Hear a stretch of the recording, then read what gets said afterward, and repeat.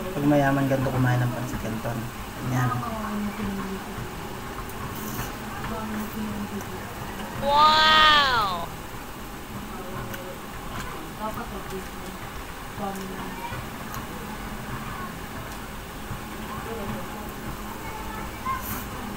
Yeah, boy.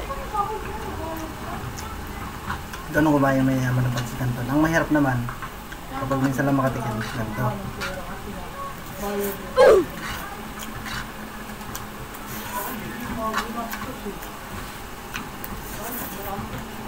Ganon. Pero pag tukmol na vlogger, ganito kumain ng pansit canton. Oh no! What?